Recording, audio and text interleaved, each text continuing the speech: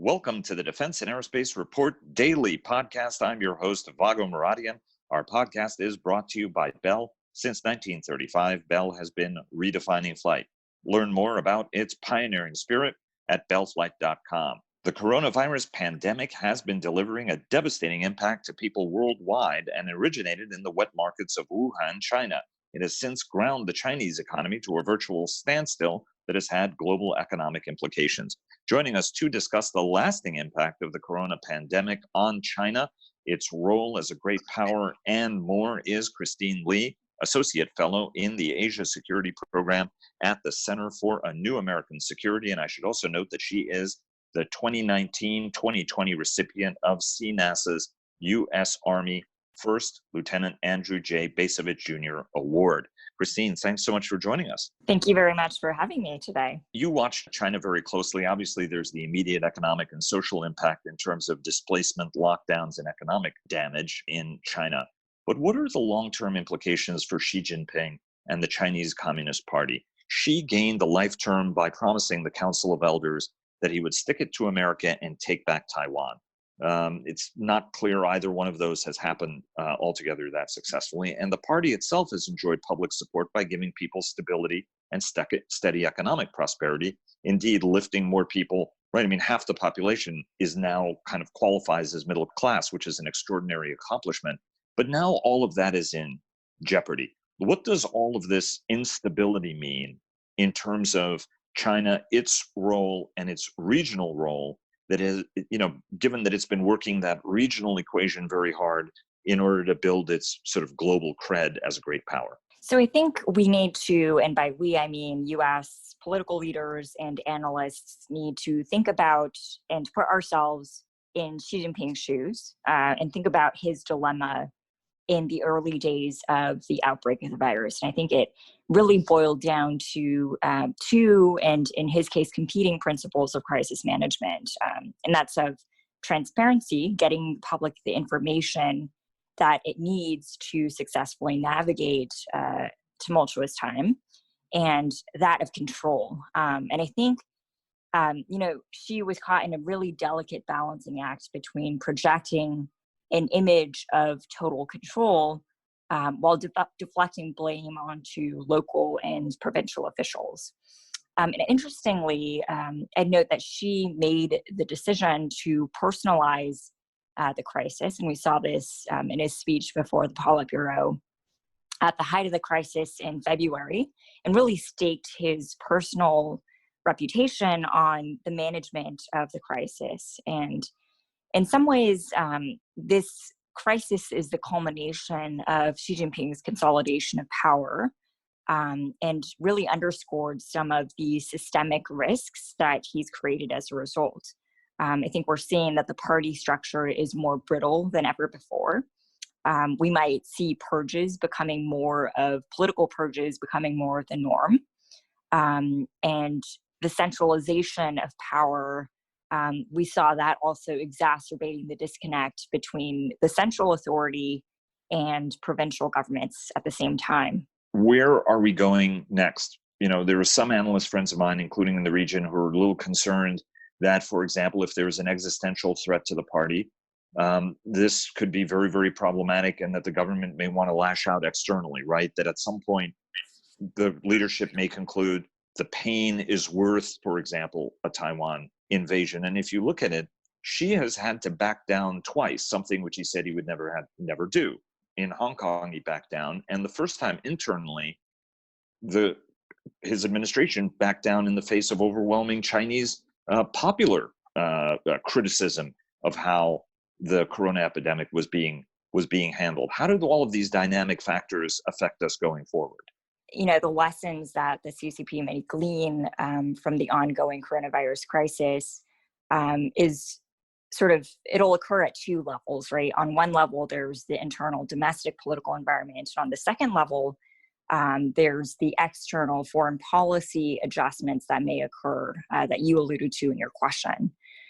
So on the first level, you saw the Chinese government censorship machinery really operating at full throttle in the past several months.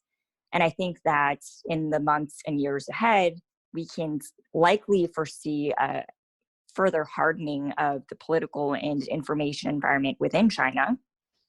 This means, doubling down on its crackdown on freedom of speech and freedom of press, particularly in sensitive areas like Hong Kong, and particularly when, in political discussions around core interests such as Taiwan, Xinjiang, Tibet.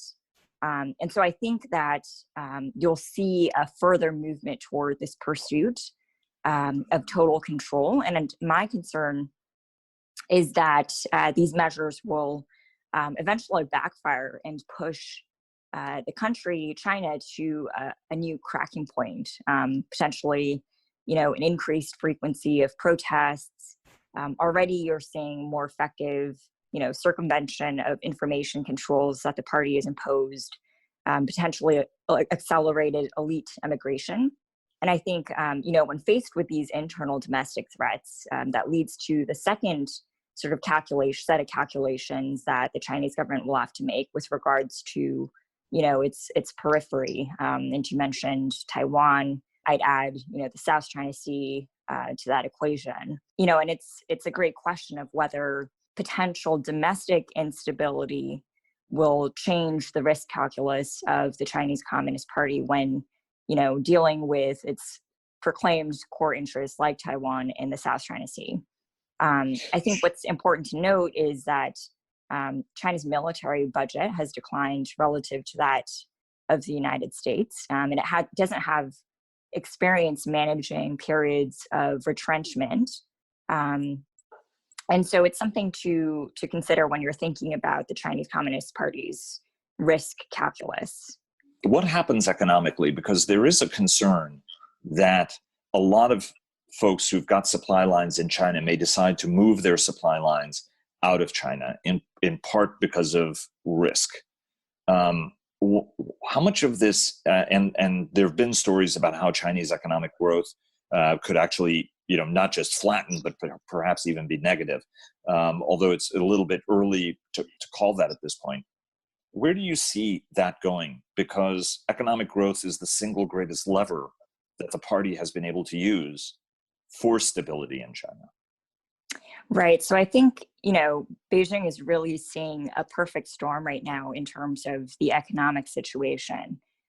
Even prior to the coronavirus outbreak, it's dealt with a convergence of negative trend lines, including, accumulation of debt, continuing corruption, graft, and waste, a decline in productivity, and perhaps most importantly, its demographic trend lines are really, really concerning. Birth rates have continued to fall even after the Chinese government reversed its one-child policy back in 2016, and I think we only see a continuing decline in birth rates, which has tremendous implications for overall economic growth rates. And so I think the economic picture for China, projecting out decades from now is quite frankly pretty bleak. And so coupled with the, political situation, I think that the CCP has hard decisions to make in terms of where to allocate resources. It's pursued fairly ambitious industrial policies, including its, Made in China 2025 strategy. But I think there will be calculations that the Chinese government has to make in terms of R&D spending and other strategic areas that'll have implications for civilian military fusion and for the PLA, which I think is related to some of the calculations it has to make around its core interests in Taiwan, for example.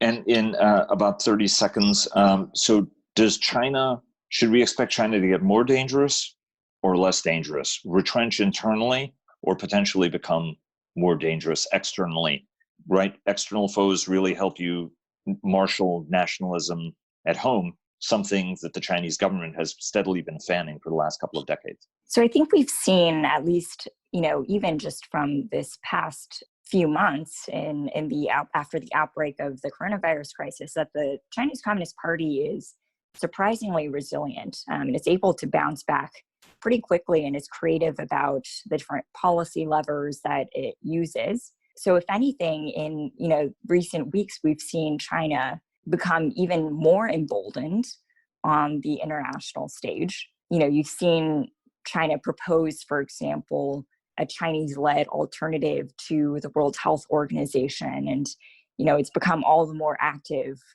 in propagating information about China's inevitable rise. And so I think that you'll see in some areas, the CCP will become even more risk acceptant as it navigates an increasingly challenging political and economic situation at home. There are rumors circulating, and I think including from some very, very thoughtful quarters, that this is less a pandemic that spread from the wet markets of China to speculation that the coronavirus and COVID-19 in particular is some form of Chinese biological toxin that was aimed at enemies of the state that's managed to get out in public.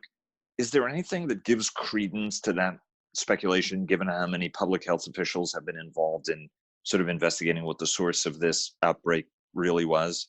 I mean, it's very devastating if that kind of information gets out into the public discourse that may not actually be accurate. The American public should make no mistake that this virus started in China, in Wuhan.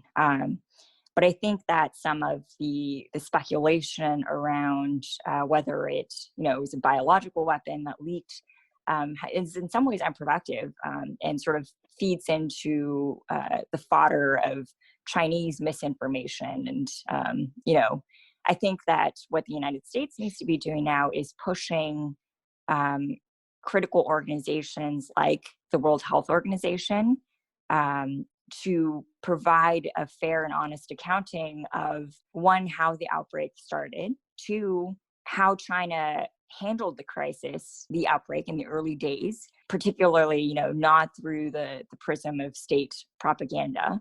And I think three, moving forward, how can the United States play a leadership role in consulting with allies and partners to ensure that nothing like this happens again in the future.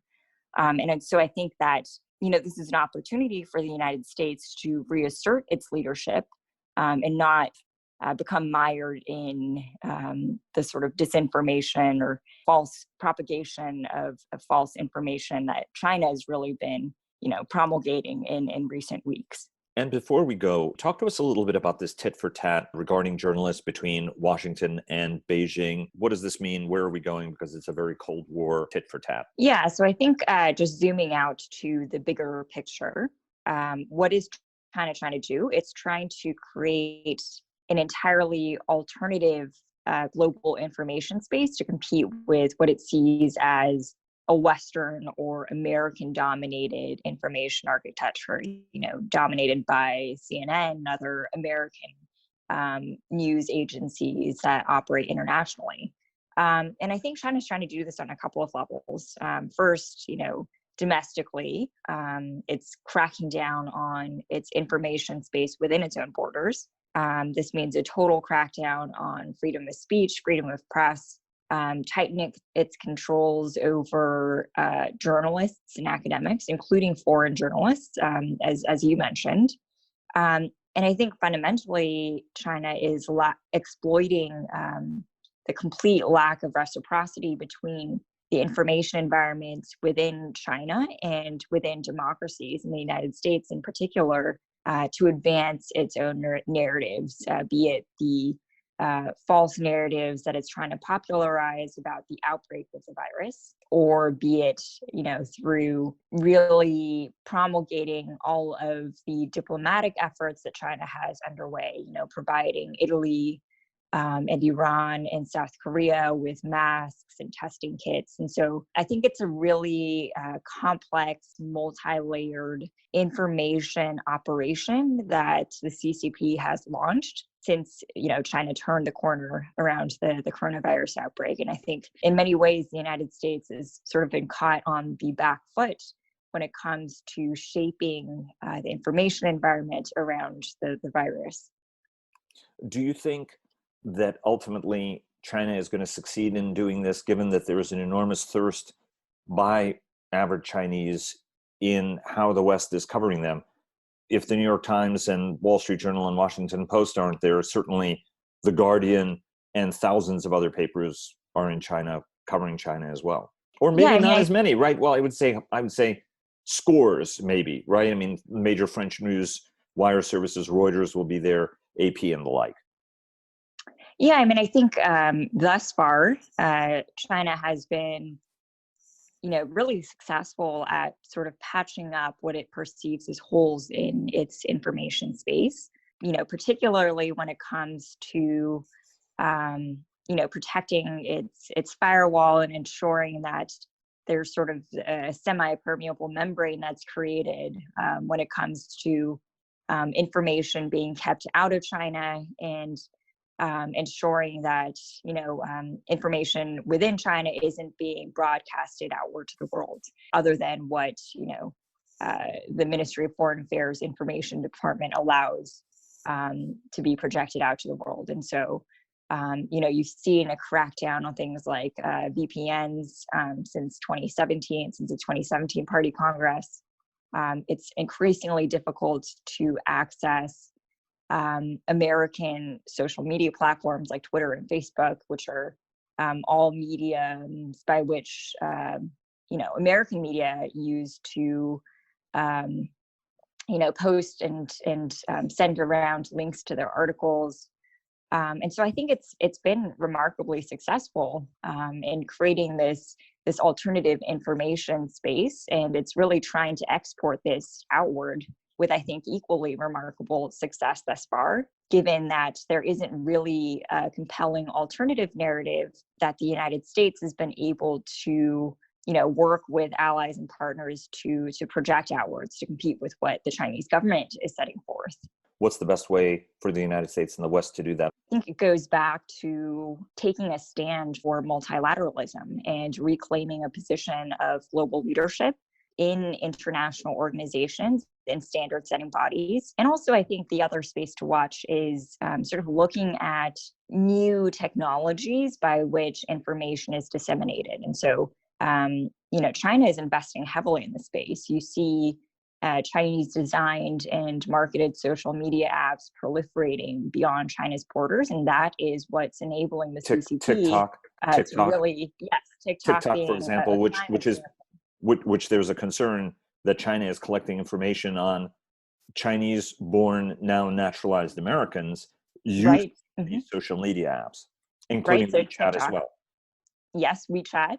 But I think I'd point to the fact that American social media platforms actually remain extremely popular in large swaths, South and Southeast Asia, and many countries, surprisingly, outside of the United States, where platforms like Facebook have declined in popularity, are actually rising in popularity. And so there's tremendous opportunity to leverage those platforms and disseminate information that's true and not, state designed propaganda, and project that outwards beyond American borders. Christine, thanks so much for joining us. Really appreciate it, and look forward to having you back on a much more regular basis. Thanks so much for the time. Thank you very much for having me today. Thanks for joining us today, and join us tomorrow for our next segment. Follow our daily interviews with top government, military, industry, and thought leaders at Defense and Aerospace Report, and subscribe to our weekly newsletter. Follow us on Twitter at DEFAERO Report. That's at DEFAERO Report. Like us on Facebook at Defense and Aerospace Report, and check us out on LinkedIn, and check out our weekly cyber report sponsored by Northrop Grumman. The Defense and Aerospace Report is brought to you by the Bell V-280 Valor, bringing the mission technology of the future to the battlefield of today. Visit bellflight.com for more. Thanks again to Bell for their generous sponsorship, and we'll see you again tomorrow.